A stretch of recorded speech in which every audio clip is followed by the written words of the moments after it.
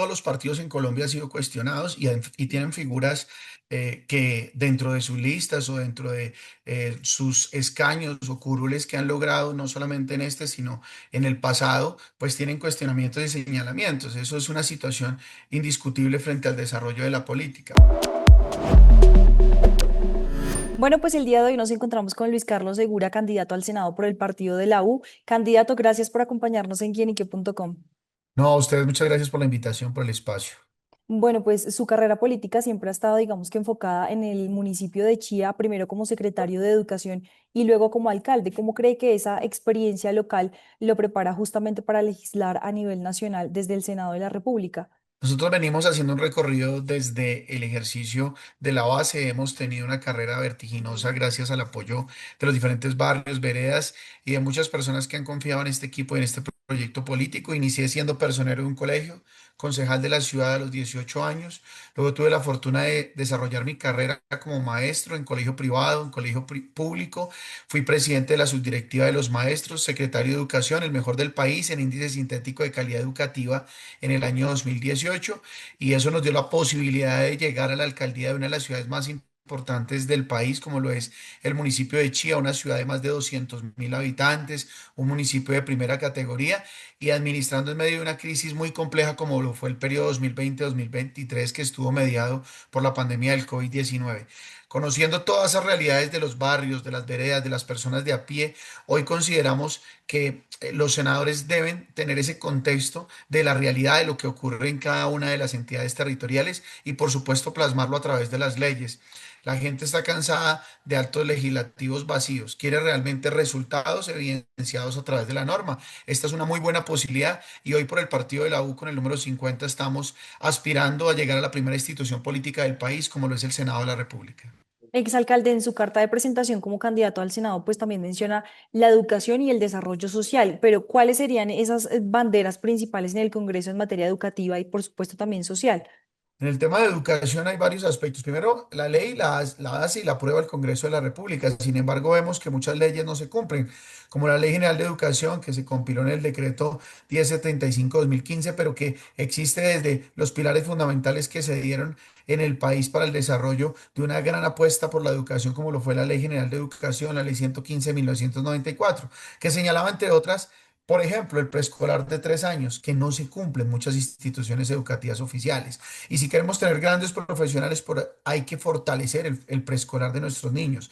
El tema de las medias técnicas y la articulación con la etapa de lo técnico, lo tecnológico y lo superior. Hay que focalizar muy bien esa articulación de las instituciones educativas con el SENA y con la visión o vocación territorial de cada una de las entidades públicas en nuestro municipio, en nuestro país, perdón. Y adicional a ello, la educación superior. Queremos plantear primero una transformación del ICETEX, porque todos sabemos la crisis financiera que vive, la falta de destinación específica y de rigor fiscal para poder tener una entidad robusta y que garantice un proceso de becas y de apoyo educativo en varias modalidades. Hoy lo que vemos es que los estudiantes muchas veces salen debiendo durante casi una década después de que se gradúan y son profesionales. Acá lo que se debe buscar es la creación con impacto fiscal de un gran Fondo Nacional de Educación Superior.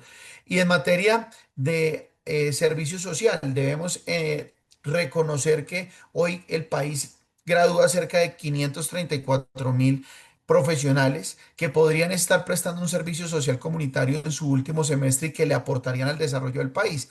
Me explico, que si un joven se va a graduar de arquitecto pueda ir a territorio su último semestre realmente a tener su primera experiencia profesional antes de graduarse, prestando sus servicios cuasi profesionales al escenario de los municipios. Eso sería un ejercicio en doble vía. Uno en la educación, porque garantizaría la práctica para los nuevos profesionales y experiencia profesional certificada por entidades públicas. Y dos, para los territorios de cuarta, quinta y sexta categoría, que en Colombia son más de 1.000 dentro de los municipios que tenemos en el país. Creo que la gran apuesta en educación incluye muchas cosas, pero hay un aspecto fundamental sobre el cual queremos trabajar y es el tema de la inclusión educativa. Si queremos lograr inclusión social, se hace necesario que esas capacidades distintas se valoren de manera igual.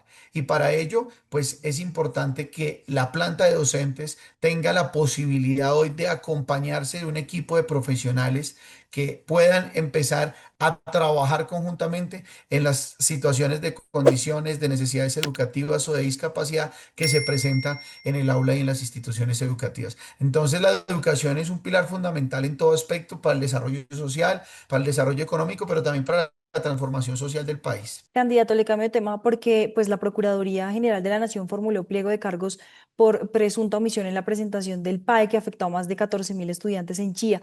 Tengo que preguntarle, por supuesto, sobre ese tema y cuál es su respuesta ante esa decisión disciplinaria. Esa es una situación que es contradictoria, ¿no? Por varias circunstancias, porque es el PAE, ese proceso particularmente es el proceso más transparente que se ha podido celebrar, yo creo que en años, en muchas entidades oficiales. ¿Por qué? Porque fue tan ajustado todo el proceso precontractual y contractual que los dos oferentes terminaron en empate. Al terminar en empate, se decidió el nuevo operador a través de balota, en un proceso cercano a 10.000 millones de pesos. Como quiera que los recursos y las transferencias de la nación tocaba incorporarlos, se demoraron, mientras el ejercicio de planeación, de incorporación, del CONFIS, de todo, pues se fue adelantando el proceso y como fue tan riguroso y tan exigente el tema, que los dos operadores terminaron empatados, pues llegamos al límite donde ya no podíamos adicionar contrato, ya no podíamos hacer uno nuevo, se adjudicó el último día, efectivamente pues resultó ganador un nuevo operador que derrotó al operador que venía por balota y al ocurrir eso, ¿qué sucedió? Pues que el operador que venía tenía que salir y tenía que iniciarse una fase que está establecida en la resolución del ministerio, que es la fase de alistamiento para el nuevo operador. Si el contrato se hubiese iniciado al día siguiente, no se hubiesen dado esos 8 o 9 días de no prestación del servicio, pero no podía obligar a un operador que se ganó un contrato hoy a que mañana mismo, siendo nuevo, incorporara, vinculara economas, recibiera los inventarios de cocina porque se cambiaba respecto del que venía prestando el servicio. Eso generó una no prestación en 8 días, pero una imposibilidad jurídica en dos aspectos. ¿Cómo en esos 8 días generaba un nuevo contrato si ya se había adjudicado uno? ¿Cómo obligaba yo al prestador para que iniciara al día siguiente de haber sido adjudicado cuando debe generar las pólizas, el recibo de inventarios, la vinculación de su personal siendo un operador nuevo? Esas situaciones pues hicieron que efectivamente la ciudad tuviera un plan de contingencia frente a esos 8 días y pues la no prestación efectiva por el mismo rigor de llevar un proceso tan transparente nos llevó a que no se prestaran 7 días. Sin embargo, pues esos son los alegatos que hemos presentado y a veces la gente malinterpreta el tema de un pliego de cargos en la Procuraduría, que no es otra cosa que la apertura oficial de una investigación luego de asumir una etapa previa de investigación. Eso es lo que estamos, pero realmente pues fue tan transparente el proceso que se llevó a un empate y ese cambio de operador hizo que la fase de alistamiento se tomara 8 días, donde era imposible de cualquier forma administrativa superar esa eventualidad. Lo tratamos de hacer por gestión y con algunas recomendaciones puntuales frente a los rectores por la no prestación de 8 días y de ahí surgió efectivamente esta queja disciplinaria, pero tenemos todo el rigor de que las cosas se hicieron de la mejor manera y por supuesto sujetos a la resolución del ministerio, a los lineamientos de la agencia correspondiente en materia de alimentación escolar, de las recomendaciones que se dan desde el Ministerio de Educación y por supuesto ceñidos a la Ley 80 y a la 1150 frente a los términos de respuesta y de desarrollo de los procesos contractuales. En esa misma línea de la transparencia, candidato, el partido de la U, pues por supuesto ha enfrentado críticas por la presencia de figuras con investigaciones o cuestionamientos judiciales. Y por eso quisiera preguntarle por qué lanzarse por el partido de la U y qué mensaje le da a los ciudadanos que, digamos, están preocupados por la corrupción y qué compromisos personales también asume usted para promover la transparencia dentro de su colectividad. En primer lugar, pues creo que todos los partidos en Colombia han sido cuestionados y tienen figuras que dentro de sus listas o dentro de sus escaños o curules que han logrado, no solamente en este, sino en el pasado, pues tienen cuestionamientos y señalamientos. Eso es una situación indiscutible frente al desarrollo de la política. Hoy nosotros lo que estamos planteando es un proceso que si bien obedece a una colectividad que también ha generado un número de proyectos e iniciativas muy loables para el país, que ha generado procesos de control político, que ha generado también un seguimiento institucional importante y que se evidencia en el número de proyectos, de ponencias radicadas, pues creo que también hay que mostrar lo positivo. Y lo positivo también es la candidatura de Luis Carlos Segura. Yo vengo desde los 18 años ejerciendo labores públicas como concejal, como profesor, como presidente de la subdirectiva de los maestros, como secretario de educación y como alcalde. Indiscutiblemente que todos en este escenario siempre miramos los partidos, pero también hay que ver las personas y es que hemos tenido una hoja de vida transparente. Más allá del señalamiento que tú indicabas hace un momento, que te lo explicaba, pues hoy queremos llegar con una apuesta nueva, renovar el Congreso, que muy pocas veces se da porque además las tensiones es muy grande para el país, la gente no sale a votar masivamente al Senado de 41 millones de colombianos, hace 4 años solo votaron 18 millones y medio aproximadamente, más 2 millones 400 entre tarjetas no marcadas, nulas y en blanco. Entonces uno dice, hay que recobrar esa confianza desde una candidatura seria, propositiva y por supuesto que vamos a representar los intereses de los colombianos en el marco de lo que el partido de la U ha señalado en una hoja de ruta importante para aportarle al país. Las diferentes situaciones pues se deben abordar desde la óptica de que debemos generar confianza en los ciudadanos y eso es uno de los principios fundamentales que debe regir nuestra campaña. Sin lugar a duda, usted hablaba de las maquinarias políticas y de los grandes poderes que se mueven dentro del Congreso, pero ¿por qué también darle la oportunidad a caras nuevas como la suya también dentro del Congreso en este nuevo periodo legislativo? ¿Por qué darnos la oportunidad? Uno, porque conocemos el territorio, conocemos la dinámica.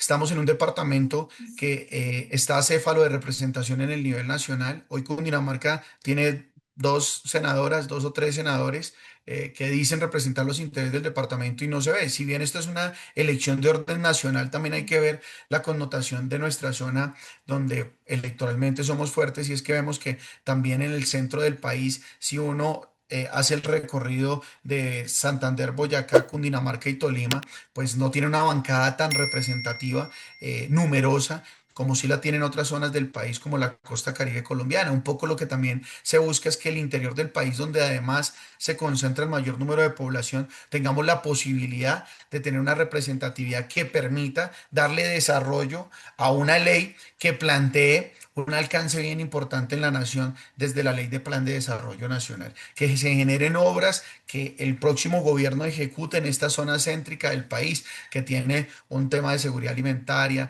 que tiene un gran recurso hídrico, que tiene una gran cantidad de servicios, unas conexiones que son muy importantes para la economía del país y que vemos que nadie levanta la mano en el Congreso muchas veces por estos departamentos. Y en el tema del país, pues indiscutiblemente la gente está cansada de esas mismas maquinarias y es el deber ciudadano el que nos debe llevar a participar con incidencia el 8 de marzo, para que no sean los mismos que llevan tantos años haciendo las leyes en el país y nos demos la oportunidad a tener ideas claras, no ideas vacías como las que han representado las maquinarias tradicionales durante muchos años, que aparecen cada 4 años a buscar los votos nuevamente sin dar los resultados que la gente está esperando. Así que Luis Carlos Segura está pidiendo esa oportunidad porque conocemos los barrios, las veredas, las regiones, los departamentos y especialmente pues esta zona del país que pide a gritos una representación importante en las decisiones de Colombia. Hablando de esa articulación entre el Congreso y la presidencia y por supuesto